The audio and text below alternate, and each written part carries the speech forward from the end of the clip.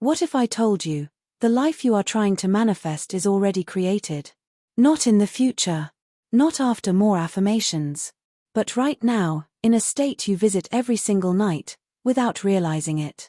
Stay till the end, because today I'm sharing the SATS method in its deepest, rawest form. Most people get it completely wrong. And one small mistake is silently blocking their manifestations. Hey beautiful soul. This video is not motivation. This is not fantasy. This is the psychological and spiritual bridge between imagination and physical reality. The SATS method, or state akin to sleep, comes directly from Neville Goddard. But today, we go beyond surface-level explanations. We talk about why it works, how to use it correctly, and why effort actually ruins it. Listen carefully, because this knowledge changes how you fall asleep, and how you wake up to life. Let's talk about people you already know. Jim Carrey once wrote himself a check for $10 million, dated it years ahead, and repeatedly imagined the feeling of already having it. Years later, he received that exact amount for Dumb and Dumber. Arnold Schwarzenegger imagined himself as a world-famous actor while still living in a small apartment. Oprah Winfrey mentally rehearsed success long before the world recognized her. They didn't hope. They assumed. They entered the feeling of the wish fulfilled. That is SATS. SATS is the moment when your conscious mind becomes quiet, and your subconscious opens its door. This happens right before sleep, when your body feels heavy, your breathing slows, and your thoughts soften. In this state, your mind no longer argues. It accepts impressions as facts. Here is the truth most people miss.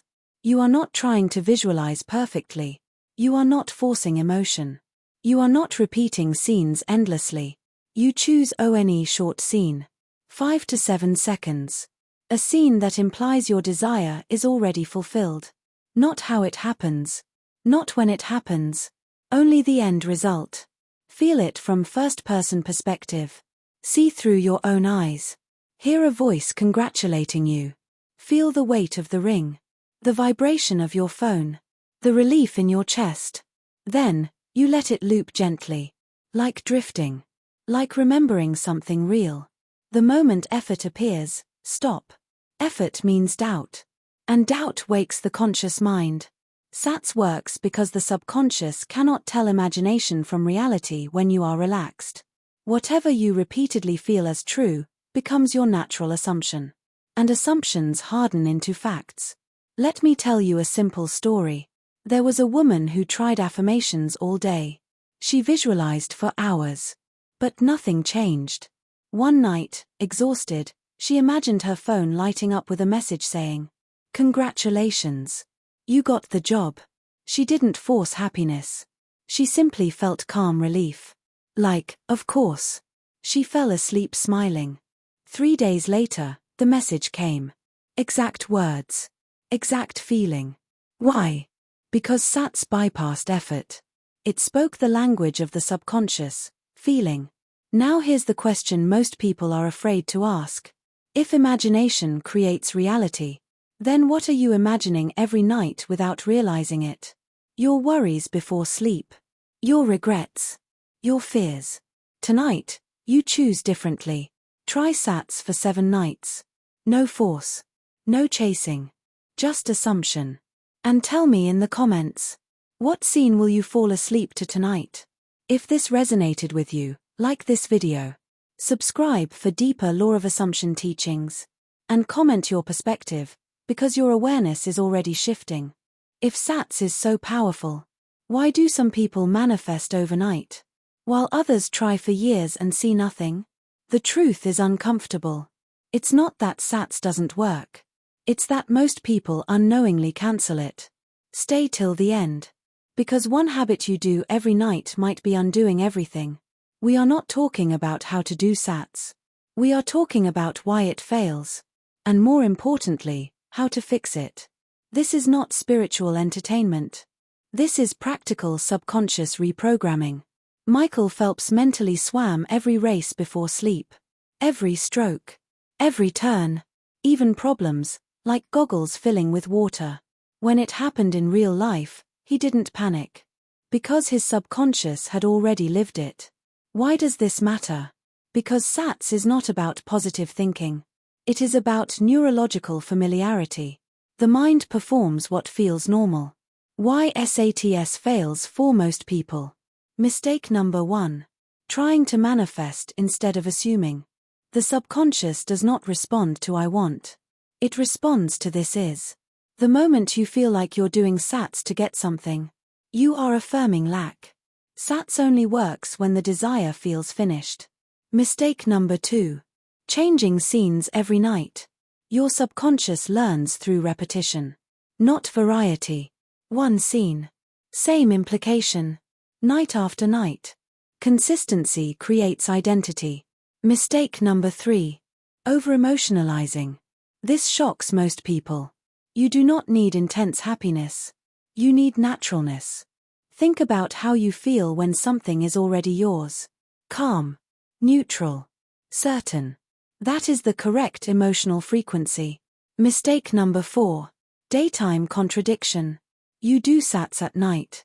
Then complain all day. You fall asleep as the version who has it. And wake up identifying as the version who doesn't. SATS plants the seed. Your day maintains the soil. If your reactions oppose your assumption, you delay the outcome. A man wanted to manifest marriage. Every night, he imagined a wedding scene. Music. Guests. Celebration. Nothing happened for months. Then he changed one thing. Instead of imagining the wedding, he imagined brushing his teeth next to someone. Hearing soft breathing. Feeling comfort. Within weeks, he met his partner. Why did this work? Because his first scene felt special. The second felt normal. The subconscious moves toward normality, not excitement. Here is the part no one tells you. SATS does not force reality to change. It shifts who you are being. And reality reorganizes around identity. You don't manifest what you want. You manifest what you are convinced is already yours. The moment SATS feels like effort, you stop. Effort belongs to the conscious mind. Creation happens when the conscious mind rests. Now think carefully. What version of you goes to sleep every night? The one who trusts?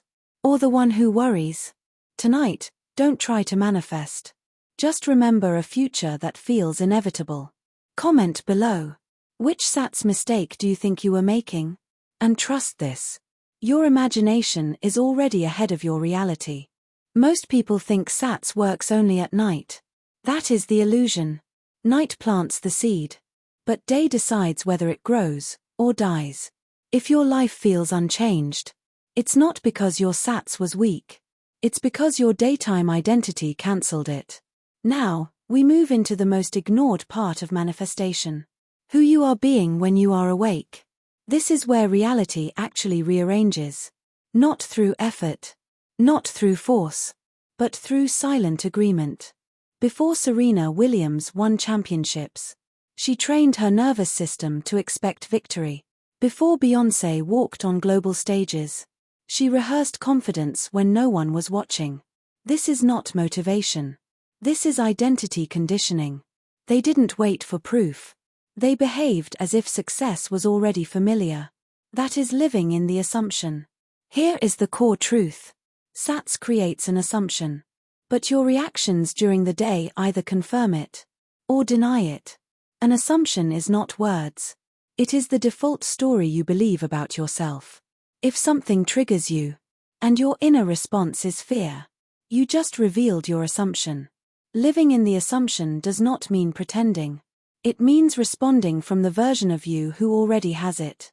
Ask yourself silently, how would the fulfilled version of me react right now? Then respond naturally. Not dramatically. Not forcefully. Just differently. This is not acting. This is alignment. Identity shift mechanism. The subconscious updates itself through repetition of reaction. If you react to delay with panic, you train the identity of not having. If you react with calm neutrality, you train the identity of already done. Reality mirrors identity, not desire. This is why some people manifest with no techniques at all. Their self-concept is already aligned. SATS at night introduces the identity. Daytime behavior stabilizes it. A woman wanted financial stability. Every night, she did SATS correctly. But every day, she checked her bank account with anxiety. She complained about money. She feared expenses. Nothing changed. Then she made one shift. She stopped checking compulsively. She handled money calmly. She spoke less about lack. Within weeks, opportunities appeared. Why? Because she stopped interrupting the assumption. Living in the assumption is subtle. It is how you wait, how you speak to yourself, how you interpret silence. If the fulfilled version of you would feel relaxed, then relaxation is the practice. If the fulfilled version of you would feel grounded, then grounding is the practice. You are not waiting for reality to change. Reality is waiting for consistency. And consistency is not effort. It is familiarity. Deeper Neville truth. Neville never said to fight thoughts. He said to occupy a state. States change when attention shifts. You don't argue with the old self. You starve it. Each calm reaction weakens the old identity. Each neutral response strengthens the new one. Eventually, the old version feels unfamiliar, and the new one feels obvious. That is when reality moves. Now consider this carefully. If your daytime reactions are the real language of belief, then the question is not, did I do SATS correctly? The real question is, who are you being when nothing seems to be happening? Manifestation never happens the way the mind expects. And that is why most people stop too early. If your reality starts to feel confusing, unstable, or even opposite after SATS, that is not failure. That is movement. This is part 4 of the SATS method deep dive. Now we talk about the phase that tests everyone. The phase Neville Goddard called the bridge of incidents. It is not mystical. It is not punishment. It is the rearrangement of reality to match your new assumption. And rearrangement always looks like disorder. Before it looks like fulfillment. Before Steve Jobs returned to Apple as a visionary leader, he was fired from his own company. Before J.K. Rowling's success, she faced rejection after rejection. Living in uncertainty. These were not setbacks. They were bridges. When identity shifts, life must reorganize around it. And reorganization is rarely comfortable. What the bridge really is. The bridge of incidents is a sequence of natural events that lead you from the old state to the fulfilled one. You do not design it. You do not control it. You do not even recognize it while it's happening. It may include delays, unexpected conversations, sudden endings, strange impulses, unplanned opportunities. Your job is not to analyze the bridge. Your job is to remain the version of you who already has the desire fulfilled. The moment you judge the bridge, you step out of the assumption. Why things may seem to get worse. This part is critical. When an assumption changes, everything inconsistent with it must surface. Old patterns come up to be released. Old beliefs try to reassert themselves. Old circumstances seek your attention. This is not regression. This is exposure. If you react emotionally, you feed the old state. If you remain neutral, you allow the bridge to complete itself. Neutrality is power here. A man imagined receiving a promotion through SATS. Weeks later, his manager suddenly criticized his work. His responsibilities increased. Pressure rose. He almost quit. But instead, he stayed calm. He responded professionally. He didn't collapse emotionally.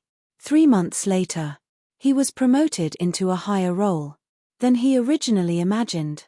The criticism was not rejection. It was preparation. The bridge tested identity, not worth. The role of trust. The bridge requires one skill. Trust without visibility. If you need constant reassurance, you collapse the state. The fulfilled version of you does not seek signs. It expects continuity. This is why chasing synchronicities slows manifestation. Attention shifts from assumption to observation. And observation activates doubt. Neville said, "Your assumption, though false, if persisted in, will harden into fact." Notice the word persisted. Persistence does not mean effort. It means remaining. Remaining calm during uncertainty. Remaining grounded during confusion. Remaining faithful without proof. That is the real discipline. The most dangerous moment. The bridge often feels hardest. Right before completion. This is where people react. Change techniques. Or abandon the assumption. And the moment they do, the bridge collapses. Not because reality was against them, but because identity shifted back. Now pause here. If the bridge of incidents is inevitable, and discomfort is part of realignment, then the question is not, "Why is this happening to me?" The real question becomes, "Just let it go." That sentence has confused more manifestors than any other advice in history, because letting go does not mean giving up, and detachment does not mean not caring. If you misunderstood this step, you didn't fail, you delayed. If SATS plants the seed, and the bridge of incidents moves reality, then letting go is what allows fulfillment to arrive, without resistance. But first, we must destroy a dangerous myth. Most people think letting go means stopping desire. That is impossible. You don't let go of hunger. You let go of worrying about food. After you've eaten, you don't let go of love. You let go of chasing it. When it's already yours, letting go is not emotional suppression. It is psychological completion. Elite performers don't obsess during execution. An Olympic archer releases the arrow and does not chase it mid-air. A surgeon trusts their training. Once the operation begins, they let go. Not because they don't care, but because control would interfere. Manifestation follows the same law. Detachment is identity stability. It means your inner state no longer depends on external confirmation. You stop checking. Stop waiting. Stop asking, "Is it working?" Why? Because the fulfilled version of you wouldn't ask that question. Detachment happens automatically when the assumption feels natural. This is why forcing detachment fails. You don't detach by effort. You detach by saturation. Once the subconscious is convinced, the conscious mind relaxes. A woman wanted a specific outcome in love. She did SATS. She lived in the assumption. But she still checked her phone constantly. Nothing happened. Then one day, she got busy with life. She felt emotionally full. She stopped monitoring the outcome. That same week, the message arrived. Not because she stopped wanting, but because she stopped needing proof. Neville never taught desire removal. He taught desire fulfillment in imagination. Once imagination accepts it as done, attachment dissolves naturally. Trying to let go too early is like digging up a seed to see if it's growing. Faith is not blind belief. Faith is relaxed certainty. Now understand this clearly. You do SATS at night to choose the state. You live the assumption during the day to stabilize identity. You allow the bridge of incidents without emotional interference. And you let go because there is nothing left to chase. Manifestation is not attraction. It is alignment. You are not creating a future. You are remembering a reality that already exists within you. The moment you stop trying to become, you arrive. And when you fall asleep tonight, you won't be hoping. You will be assuming. Because the version of you who has it is already here.